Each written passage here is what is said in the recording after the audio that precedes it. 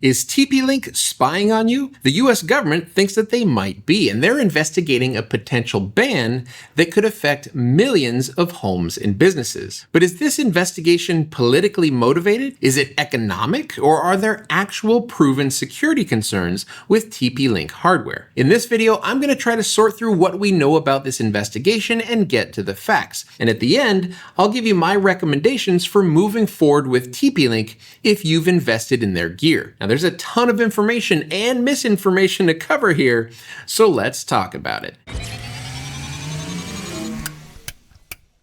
Now, the reason I wanted to make this video is because I'm personally involved with TP-Link, right? I like their products. I've made a bunch of videos about their gear, and TP-Link has also directly sponsored some of those videos, though this video is certainly not sponsored. Now, if I'm unintentionally opening up my audience to security issues or threat vectors, I want to be the first to know about it. And if there's real evidence of spying, then you need to know about it, right? So rather than adding to the speculation of what TP-Link may or may not be up to, I think it's best to have the full picture of what's actually happening. And to be quite honest, my opinion could change if new evidence comes out. I'm just following the facts wherever they lead. But the stakes are pretty high here. And if this ban goes through, millions of homes and businesses could be compelled to replace their network gear. And TP-Link would lose billions in the US market. So with that in mind, let's start by looking at the ongoing investigation. The US Department of Commerce started investigating TP-Link back in late 2024, and they weren't the only ones. The Department of Justice, the Department of Defense, and Homeland Security are all involved. Now, these investigations could lead to a complete ban on future sales of TP-Link hardware in the US. What are the actual claims that they're investigating? The main concern is that TP-Link could be forced to comply with the Chinese government under Chinese law. The US sees this as a national security risk. There's potential for spying, exfiltration, backdoors, right? Who knows what. TP-Link has vehemently denied all of this, calling the allegations categorically false and labeling it a smear campaign. Their US-based entity is TP-Link Systems, and they're based out of Irvine, California. They restructured the business to separate themselves from the China-based TP-Link parent company. They also moved all of their manufacturing to Vietnam back in 2018, and they say that only US-based engineers can push firmware updates to routers that are sold in the US. The investigation itself is still ongoing. It's moving very slowly. They haven't published a final determination one way or the other, but in October 2025, the Department of Commerce completed their risk assessment and they recommended a ban of TP-Link products, but none of their findings have been made public. So this is a key point, and we have to be careful not to mix in speculation. An investigation is not proof of any wrongdoing. So let's keep that in mind as we now dig into what actually triggered all of this. The immediate catalyst for this investigation was a bipartisan letter from the House Select Committee on China back in August 2024, calling TP-Link a, quote, glaring national security issue. And it urged them to investigate using something called the ICTS Authority. We're going to get more into that in just a bit here.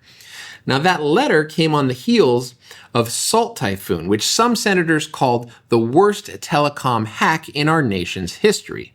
Salt Typhoon targeted AT&T, Verizon, and Lumen, but it primarily went after Cisco enterprise telecom gear, right? Not TP-Link consumer or business routers. But there was also Volt Typhoon and Flax Typhoon, which were two more Chinese campaigns that hit multiple router brands, right? Not just TP-Link. Then there was the Quad 7 botnet, which did directly affect TP-Link gear, right? This is probably the most direct link between TP-Link and Chinese threat actors. But here's the issue with that, right? Quad 7 was exploiting vulnerabilities in TP-Link routers. It wasn't a built-in backdoor situation, right? It wasn't TP-Link cooperating with the Chinese government. Their routers got hacked, and that's a huge distinction. Media coverage made it seem like these attacks were all about TP-Link, even though that wasn't accurate, but basically TP-Link just kind of got wrapped up in all the scrutiny anyway. And here's another wrinkle. The DOJ is separately investigating TP-Link for criminal antitrust violations. TP-Link is being accused of dominating the US router market by selling their products below cost. And I mean, if you think back to the last decade or so, at the big box stores, TP-Link was always kind of the, like the cheap brand, right? And now they've branched into SDN with Omada, and they've got a full business division, but on the consumer side, they were always kind of dirt cheap. The weird thing about this antitrust case is that it's a criminal investigation, right? It's not a civil investigation. I wasn't able to find any other recent examples of criminal prosecution for predatory pricing in the US. Criminal antitrust charges are typically for companies that are conspiring together to fix prices, like hardcore cartel behavior. TP-Link is facing both a criminal investigation and a parallel civil investigation for the same conduct. And combined, it looks like a coordinated, multi-pronged pressure campaign. So, given how many investigations are ongoing into TP-Link, it begs the next question. Is TP-Link actually dominating the US router market?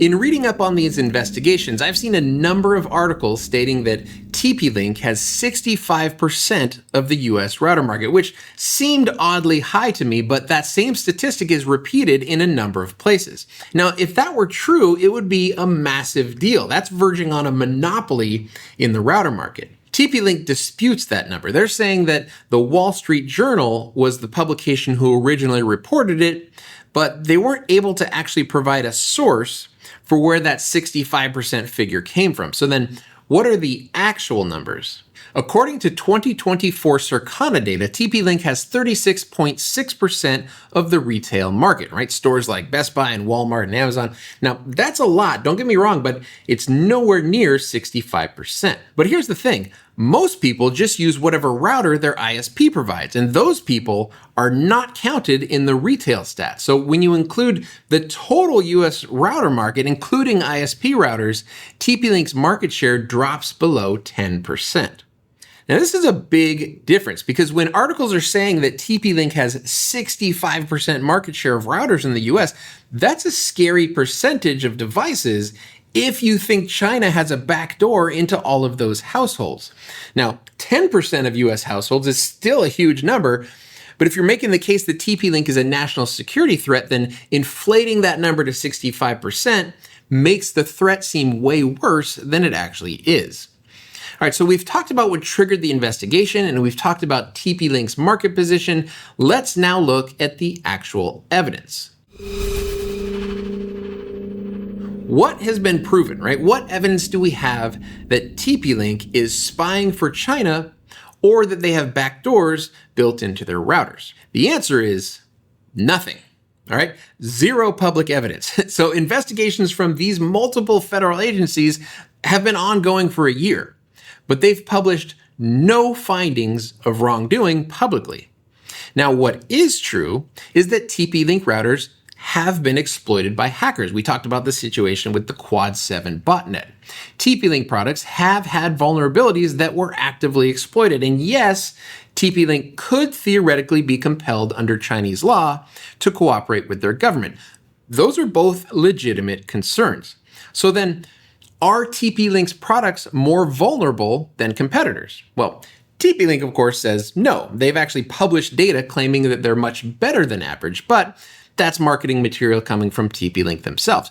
When you look at independent vulnerability databases, TP-Link's vulnerability rate is basically right in line with the rest of the industry. They're not significantly better, but they're also not significantly worse.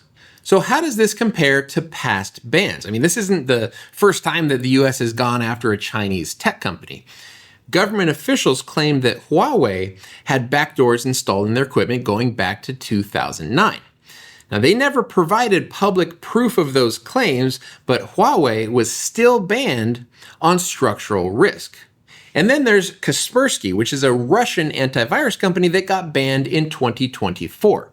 Now, since Kaspersky was developing their software in Russia and selling into the US market, they were banned based on the risk of compulsion from the Russian government, kind of a similar situation. But again, not because of any public evidence of wrongdoing.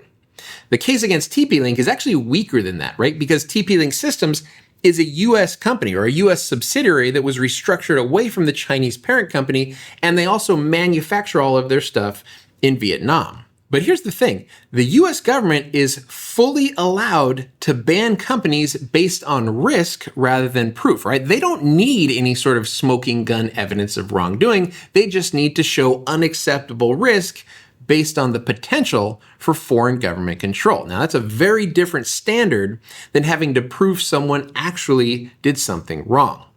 Now, this lack of evidence doesn't necessarily mean that TP-Link is 100% safe, but it also doesn't mean that they're guilty, right? So let's talk about what the experts are saying, and there's a few different opinions out there.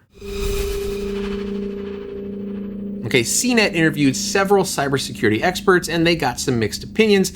Some think the government must have some sort of classified intelligence that justifies concern, while others pointed out that TP-Link security flaws aren't any worse than what you find in every other router brand. So the switch to be safe crowd is basically saying, better safe than sorry. TP-Link's market position combined with their ties to China, it's just too risky. And then you've got people saying that this is more about politics and economics rather than actual security. Dark Reading published an article titled TP-Link Router Ban is Mostly About Politics. And when you look at the timing, right? The tariffs, the trade war with China, the America First policies, and criminal antitrust investigation all happening at the same time, it's hard to not see this as political. The most technical security researchers are saying something different. They're not defending TP-Link specifically, they're saying that all consumer routers have terrible security. Sonu Shankar from Phosphorus Security puts it this way: nation-state actors exploit devices from companies worldwide, including American manufacturers. And Brian Krebs, who's one of the most respected voices in cybersecurity, said, much of the rest of the industry sources from China and ships products that are insecure fresh out of the box. So basically, their take is that router vulnerabilities are an industry-wide problem, not specific to TP-Link. And these are things that all the experts agree on, right? SOHO router security is pretty terrible across all brands. End-of-life routers that aren't getting security updates anymore are dangerous regardless of who made them, and default configurations are weak on basically everything, right? Following security best practices matters way more than which brand name is on the box. There's no one out there that's saying, yes, TP-Link is safe and there's nothing to worry about. But also, there's no one that's come forward with any proof of TP-Link actively spying or leaking data to China. This whole argument boils down to risk tolerance, not evidence. In my opinion, security researchers have it right. I mean, this is an industry-wide problem. But the, switch to be safe crowd also has a point. Okay, TP-Link's China ties add geopolitical risk. Both of these things are true. These security concerns are legitimate, right? Any company that's subject to an authoritarian government can be compelled to do things. And Chinese law does require companies to cooperate with intelligence agencies if asked.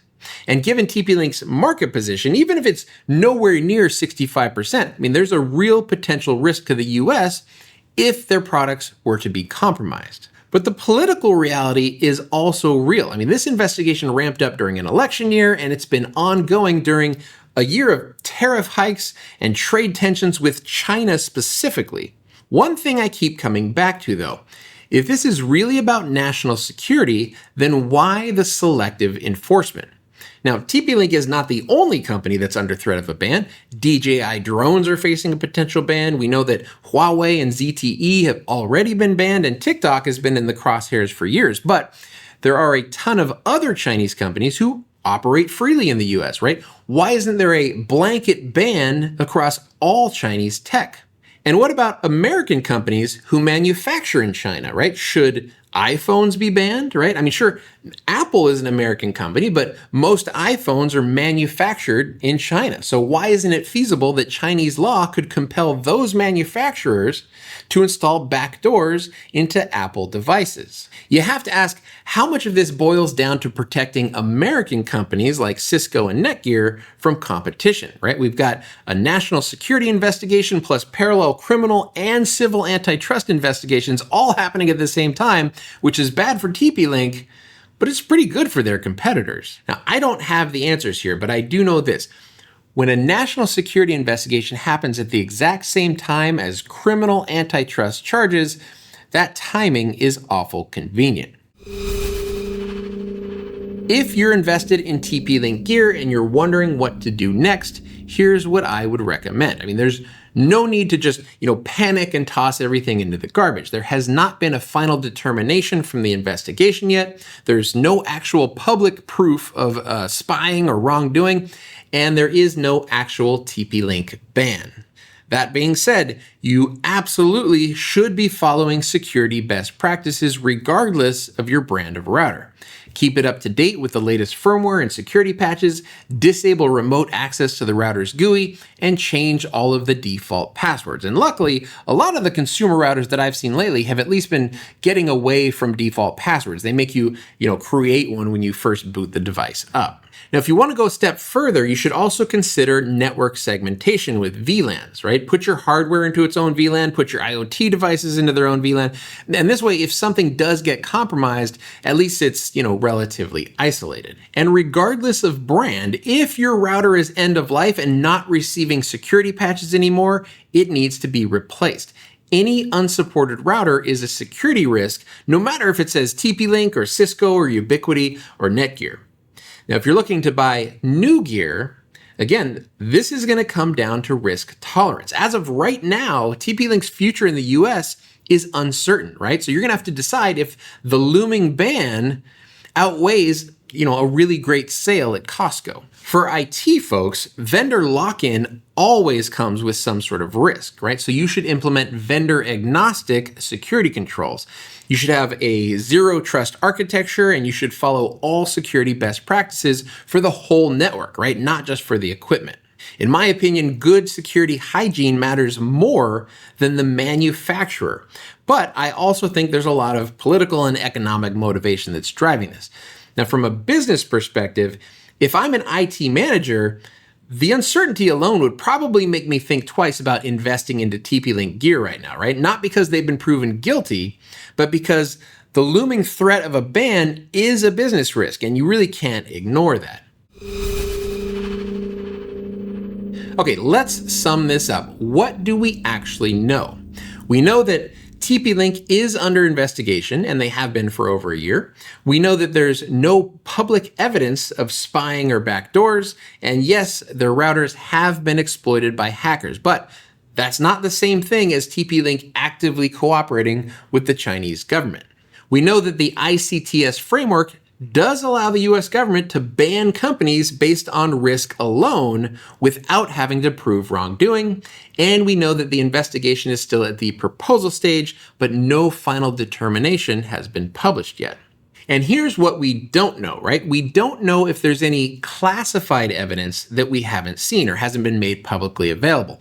We don't know whether restructuring TP-Link as a US subsidiary and then moving their manufacturing to Vietnam actually eliminated the risk of Chinese government influence. And we don't know the timeline for a possible ban. We also don't know whether this whole thing is primarily about security or if it's more about politics and economics. Now, if a ban goes through, we don't know what that's going to look like yet, right? But based on past precedent with Kaspersky, it likely means no future sales and TP-Link products pulled from the shelves. So existing gear probably wouldn't be affected, but we can't say for certain until there's a final determination. Now, I went into this wanting clear answers, and what I've found after all of my research is a lot of concern with no proof of wrongdoing. Now, could TP-Link theoretically be compelled by the Chinese government?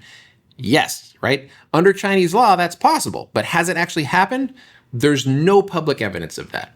Are their routers more vulnerable than other brands? The data actually says no, they're basically kind of on par with the competition.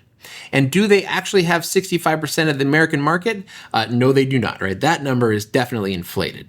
So we can't dismiss these concerns outright, right? The structural risk is there and geopolitical factors do matter, but we also don't want to blindly accept speculation without evidence. And the government may ban TP-Link regardless, right? Because the ICTS framework, it doesn't need proof, right? It's only evaluating potential risk. So stick with good security hygiene, and if something changes, I will definitely do an updated video. Okay, hopefully that brings some light into the TP-Link situation here at the end of 2025. And look, I love a good debate in the comments, but here's the thing. We've all got the world's knowledge at our fingertips, right? So before you speculate on anything, ask some questions to Claude or ChatGPT and see if whatever take you have holds up, right? You might surprise yourself with what you find. As for me, I still like TP-Link, right? I think the Omada lineup of products is pretty great, but I'm also keeping an ear out for what's next. All right. If you'd like to keep this party going, I have hand-selected a couple of videos on the right here for you to watch next. The top video is my full setup guide for Uptime Kuma, which is an open source tool for monitoring your critical services, and the bottom video is an explanation of Starlink's new standby mode.